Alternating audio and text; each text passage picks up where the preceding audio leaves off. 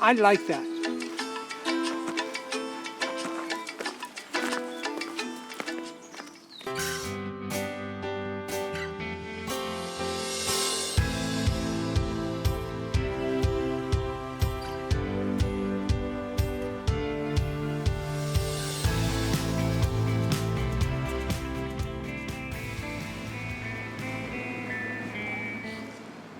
We leave Arzúa from this park on the town's main drag, and as with every morning, follow the Camino signs through the narrow streets.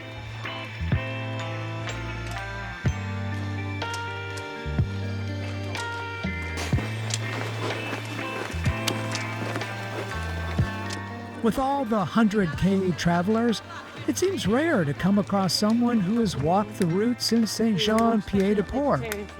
And perhaps just as unique, a vegetarian. You don't always count on getting food, or especially not vegetarian food during the day. Oh, this is not a vegetarian state, I've noticed. It's not a vegetarian country. No. At all. The path enters a wonderful and about to be common eucalyptus forest, which is occasionally interrupted by fields.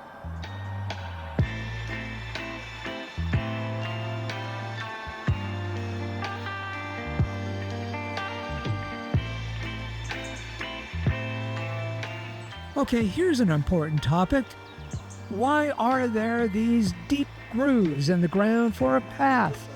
I'm assuming it's not because after hundreds of years of people walking through, it's left an impression on the ground.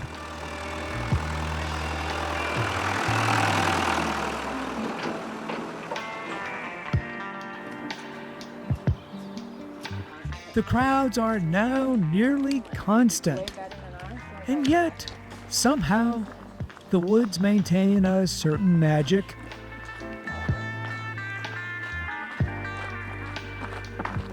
After hiking nearly 640 kilometers, I find my pace is faster than most of those on the path. It's not like I'm racing them to Santiago, but it does feel good to see how after more than a month of hiking, my body is so much stronger than when I started. Gracias.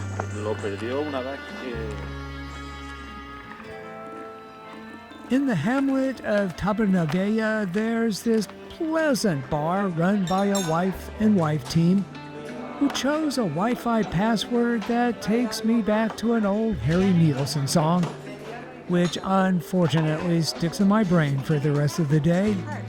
And as is always the case, there's a custom stamp for Pilgrim passports. 2 stamps per day are required for the 100K bunch in order to receive a certificate of completion, or Compostela.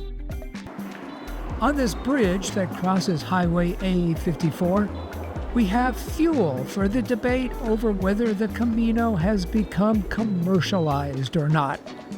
Discuss among yourselves. The road takes us through one after the other hamlets, at least 9 altogether.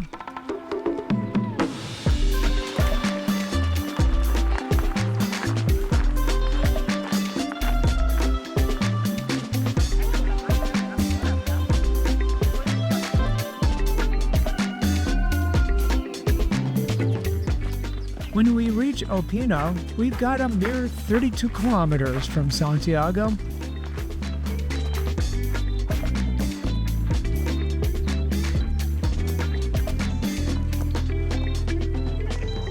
The Camino baby again shows up, and I get my first good look at him. Geez, that kid is cute. Bueno. Muchas gracias. Bye.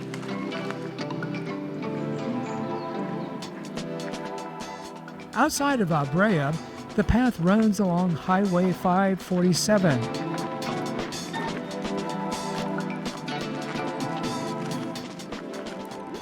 And oh yeah, I'm not the only one documenting the Camino for the world to see.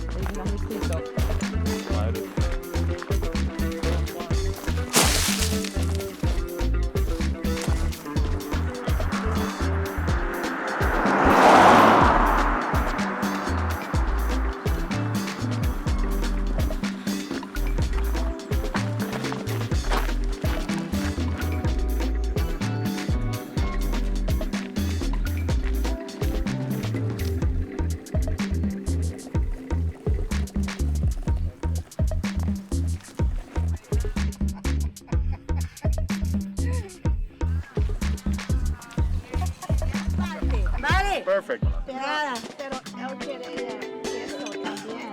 Queso. Es que no viene con queso. No viene queso. Solo bacon y...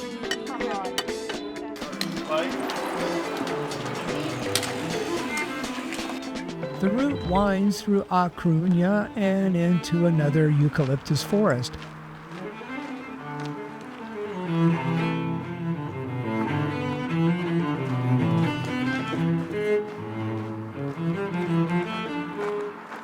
When we come to this tunnel under Highway 547, our next direction is momentarily confusing. Trust me, take the tunnel, which leads us to Santa Irene. The town's name came from a Portuguese martyr named Saint Irene of Tomar.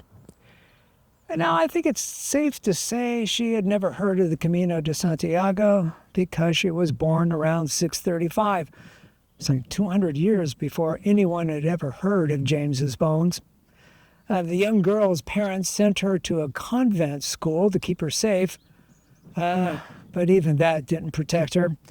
A nobleman named Bertald fell in love with her, and after following her around for weeks, what we would call stalking, asked her to marry him. She turned him down. "I'm going to be married to God," she said. That is, of course, she was going to be a nun. Then her tutor, a monk named Renigio, started putting some un-monk-like moves on her, and she stiff-armed him as well.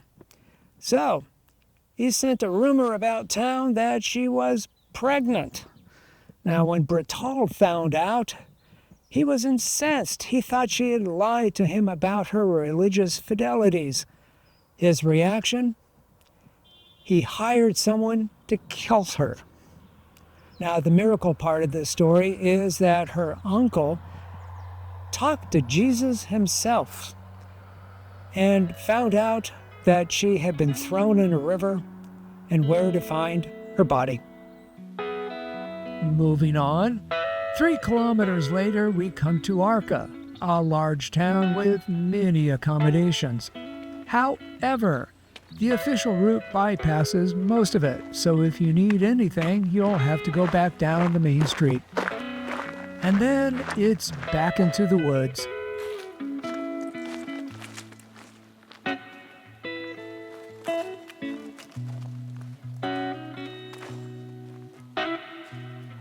Finally, we take a paved road to Amenal with its single hotel, which we learn is booked up. But that's okay. They will take us to another nearby hotel and a nearby town. How lovely. To here and to